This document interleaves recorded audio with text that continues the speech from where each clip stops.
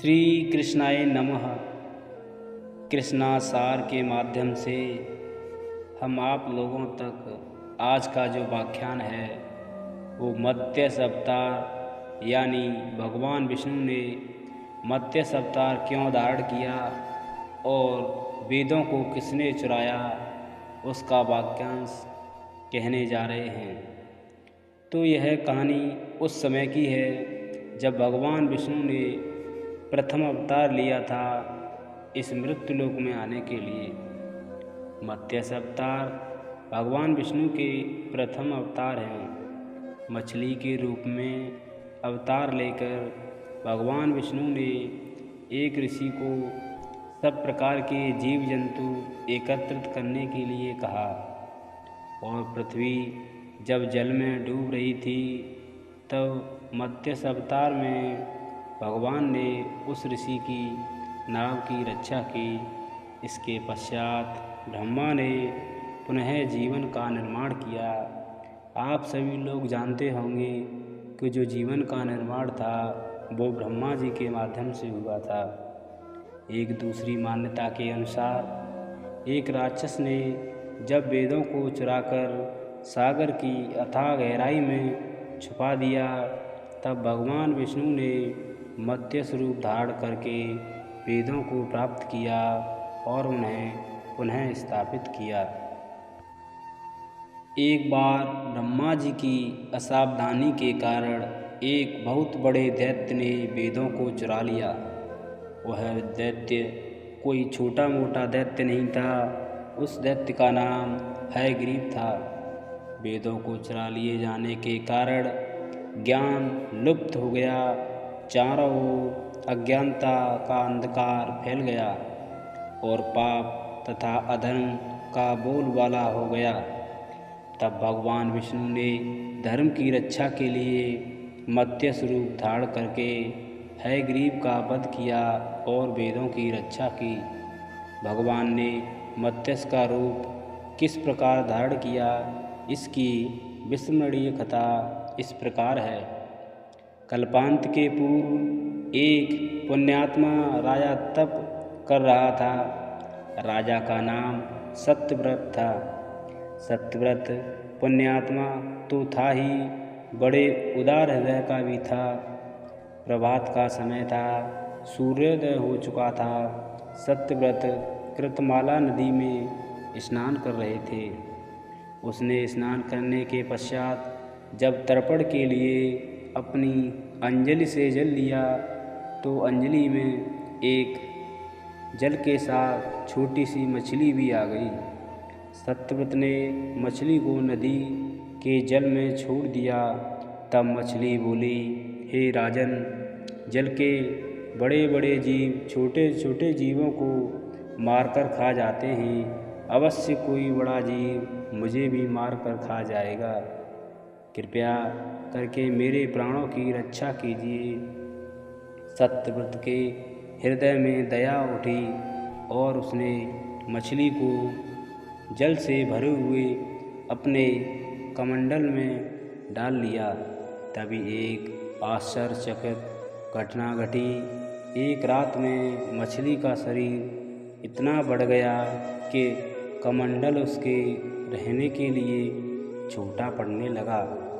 दूसरे दिन मछली सत्यव्रत से बोली, हे राजन, मेरे रहने के लिए कोई दूसरा स्थान ढूंढिए, क्योंकि मेरा शरीर बढ़ गया है, मुझे घूमने फिरने में बड़ा कष्ट होता है। सत्यव्रत ने मछली को कमंडल से निकालकर पानी से भरे हुए एक मटके में रख दिया। यहाँ भी मछली का शरीर रातों रात दोगुना चौगुना होने लगा। इतना बढ़ गया कि मटका भी उसके रहने के लिए छोटा पड़ गया।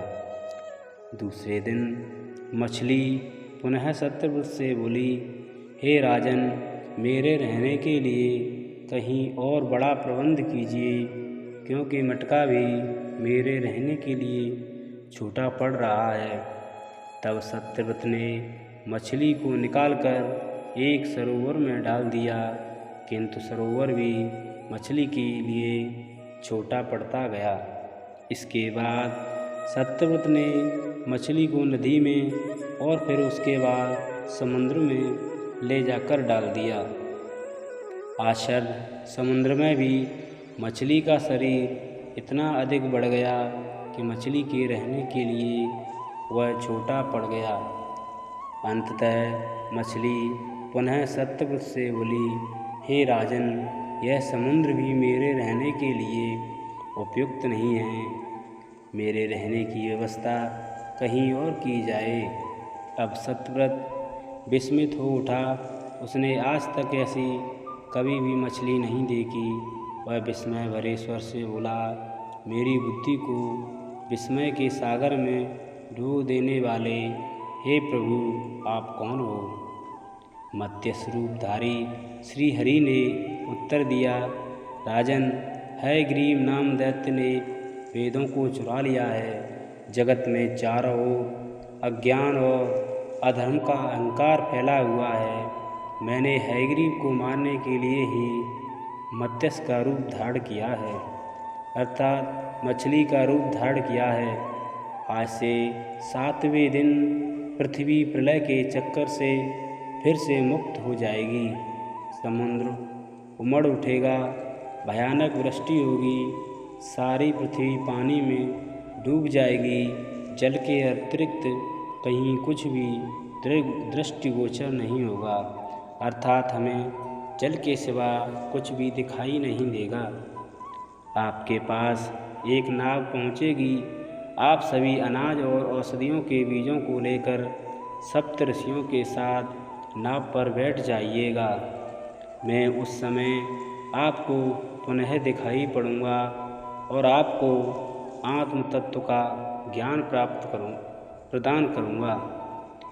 सत्यव्रत उसी दिन से हरि का स्मरण करते हुए प्रलय की प्रतीक्षा करने लगे। 7वें दिन प्रलय का दृश्य उपस्थित हो उठा। समुद्र भी उमड़कर अपनी सीमाओं से बाहर बहने लगा। भयानक वृष्टि होने लगी। थोड़ी देर में ही सारी पृथ्वी पर जल ही जल हो गया। संपूर्ण पृथ्वी जल में समा गई। उसी समय एक नाव दिखाई पड़ी। सत्यव्रत सप्त ऋषियों के साथ उस नाव पर बैठ गए। उन्होंने नाव के ऊपर संपूर्ण अनाजों को और औषधियों के बीज को रख लिया। नाव प्रलय के सागर में तैरने लगी। प्रलय के उस सागर में उस नाव के अतिरिक्त कहीं भी कुछ भी नहीं दिखाई दे रहा था। सहसा मत्स्य रूपी भगवान प्रलय के सागर में दिखाई पड़े। सत्यव्रत और सप्तऋषिगण मत्स्य रूपी भगवान श्री हरि की प्रार्थना करने लगे। भगवान से आत्मज्ञान पाकर सत्यव्रत का जीवन धन्य हो उठा। वे जीते जी ही जीवन मुक्त हो गए। प्रलय का प्रकोप शांत होने पर मत्स्य रूपी भगवान ने हयग्रीव को मारकर उससे वेद छीन लिए। भगवान ने ब्रह्मा जी को पुनः वेद दे दिए। इस प्रकार भगवान ने मत्स्य रूपी धारण करके वेदों का उद्धार तो किया ही, साथ ही संसार के प्राणियों का अमित कल्याण